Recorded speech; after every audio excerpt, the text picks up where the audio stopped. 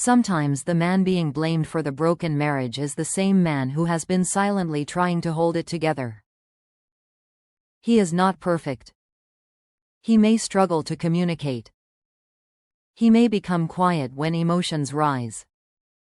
He may work too much, miss subtle signals, or assume that providing is enough.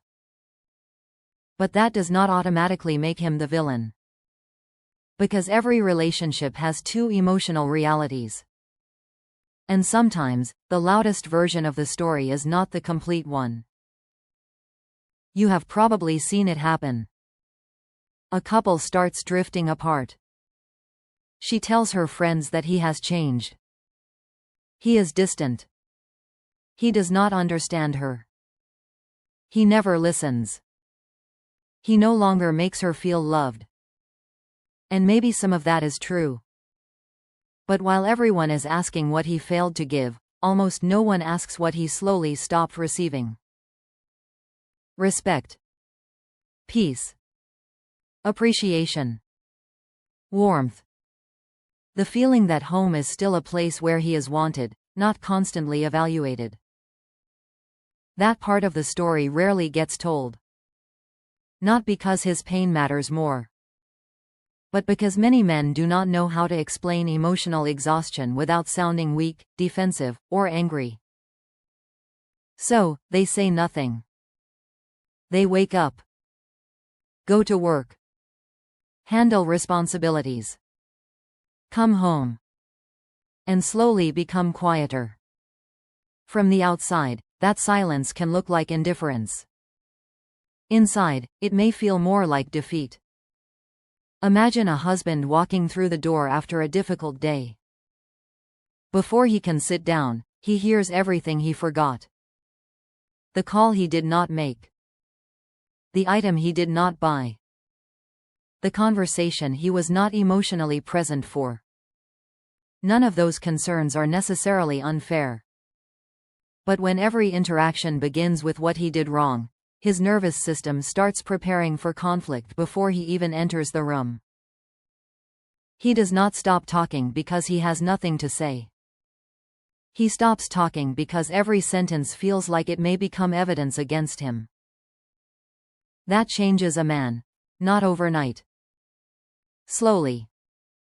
He begins giving shorter answers. He stays longer at work. He spends more time on his phone. He sits in the car for 10 extra minutes before walking inside. And then the relationship reaches a dangerous point. She interprets his withdrawal as proof that he does not care. He interprets her criticism as proof that nothing he does will ever be enough. Both feel abandoned. Both feel misunderstood. Both begin reacting to pain instead of responding with maturity. But only one person may be publicly labeled the problem. This is where emotional intelligence matters. Because healthy relationships do not survive by choosing a villain. They survive when two people become brave enough to examine the pattern they are creating together. A husband can be responsible for his behavior without being responsible for every problem. A wife can be hurt without being completely innocent. And the same is true in reverse. Pain does not automatically make someone right. Silence does not automatically make someone cruel. Tears do not always reveal the full truth. And emotional distance is often the final symptom of problems that began much earlier. One common pattern is that a man expresses love through responsibility while his partner experiences love through emotional connection. He thinks, I am working for us. She thinks, you are never emotionally here. He pays the bills. Handles emergencies. Plans for the future. Fixes practical problems. But she still feels lonely. That loneliness is real. Yet his effort is real too. The conflict begins when both people treat their own form of love as the only one that counts. She sees his lack of emotional expression. He sees her lack of appreciation. She feels unseen. He feels used. And both quietly begin keeping score. That score destroys more marriages than one major argument ever could. Because once people begin counting who sacrifices more, love starts feeling like unpaid labor. Every gesture becomes a transaction. Every mistake becomes a reminder. Every disagreement pulls old wounds back into the room. Soon, they are no longer fighting about what happened today. They are fighting about 5 years of unspoken resentment. And resentment is deceptive. It can make a caring person sound cold. It can make a loyal person seem detached. It can make two decent people treat each other like enemies. The husband is not always the villain. Sometimes he is emotionally unskilled. Sometimes he was raised to believe that a good man solves problems instead of discussing feelings. Sometimes nobody taught him how to stay open when he feels disrespected. Sometimes he confuses silence with control. Sometimes he becomes defensive because every conversation feels like an attack on his character. These behaviors can still hurt the relationship. But understanding where they come from is different from excusing them. That difference matters. Because blame asks, who is the bad person? Maturity asks, what keeps happening between us?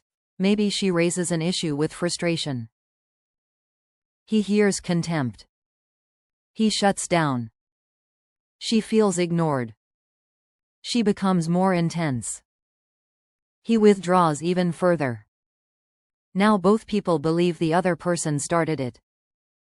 But the real enemy is the cycle. Not the husband. Not the wife. The cycle. And until someone recognizes it, both will continue collecting proof that the other person is impossible. There is another uncomfortable truth. Sometimes a man is expected to be emotionally available while receiving very little emotional safety himself. He is encouraged to open up. But when he does, his fears may later be used during an argument. He admits that he feels like a failure. Months later, he hears, "This is why you will never succeed." He shares an insecurity. It becomes a joke. He reveals pressure. He is told to stop complaining and be a man. So, the next time someone asks why he never expresses his feelings, he remembers what happened when he did. Emotional openness requires emotional safety. For both people. A man cannot be expected to remove his armor in a room where he has repeatedly been wounded. But he also cannot use past pain as a permanent excuse to remain unreachable. This is where responsibility becomes powerful. Not shame. Responsibility. A mature husband learns that providing money does not replace providing presence. A mature wife learns that expressing pain does not justify constant disrespect. A mature husband learns to speak before silence becomes resentment. A mature wife learns to raise concerns without attacking his identity. They stop saying, "You are selfish." They start saying, "I feel alone when we do not spend meaningful time together." They stop saying, "You are never satisfied." They start saying, "I feel discouraged when my effort is only noticed after I make a mistake." That shift may sound small. It is not. It is the difference between inviting connection and triggering defense. Many relationships do not end because love completely disappears. They end because both people become tired of defending themselves. The home stops feeling emotionally safe. Every conversation becomes a courtroom. Every memory becomes evidence. Every apology comes with a counterargument. And eventually, peace feels easier when they are apart. That is the moment people often say, "He became cold." But coldness is sometimes grief that has lost its language. The tragedy is that both people may still love each other. They just no longer know how to reach each other without causing pain. He misses who she used to be. She misses who he used to be. Neither realizes that both versions still exist beneath years of disappointment. This does not mean every marriage should be saved.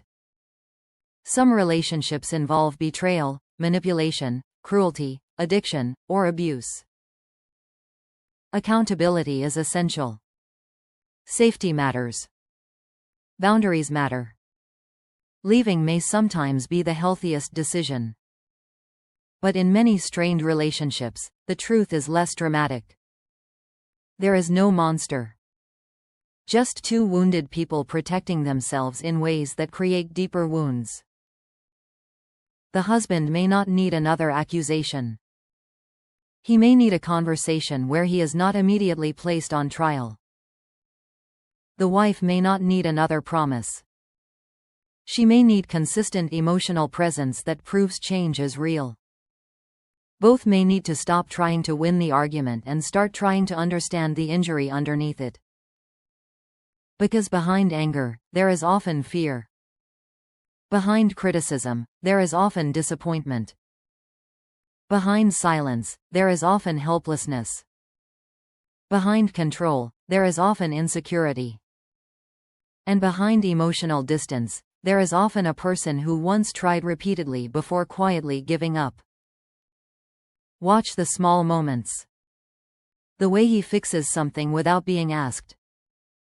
The way she saves food for him even while upset. The way he checks the doors at night. The way she notices when he looks tired. Love does not always disappear when affection becomes difficult to see. Sometimes it hides inside routine. Inside responsibility. Inside habits people stopped appreciating because they became familiar. That is why emotional maturity requires more than noticing what is missing. It requires noticing what has been quietly present all along. Maybe the husband needs to become softer. Maybe the wife needs to become less critical. Maybe both need to apologize without immediately defending themselves. Maybe both need to admit that being hurt has made them hurtful. That admission can change everything. Not because it erases the past. Because it ends the need to keep repeating it. The strongest relationships are not built by perfect people. They are built by people who can look at their own behavior without turning self-awareness into self-hatred. People who can say, "I was wrong," without feeling destroyed. People who can hear pain without treating it as disrespect. People who understand that love is not proven by never causing wounds. It is proven by learning how to stop reopening them. So before calling the husband the villain, look closer. Look at what happened before he became silent. Look at what he tried to communicate badly. Look at the pressure he never explained. Look at the moments he felt appreciated only for what he could provide. Then look at her pain too. The loneliness she could not describe. The emotional connection she repeatedly asked for. The moments she needed a partner and felt like she was living beside a stranger. The truth may be uncomfortable. Neither person is always innocent. Neither person is always guilty. And sometimes the marriage does not need a villain. It needs two people courageous enough to stop protecting their pride and start protecting the bond. Because the moment you become obsessed with proving your partner is the problem, you may stop noticing the relationship is asking both of you to change.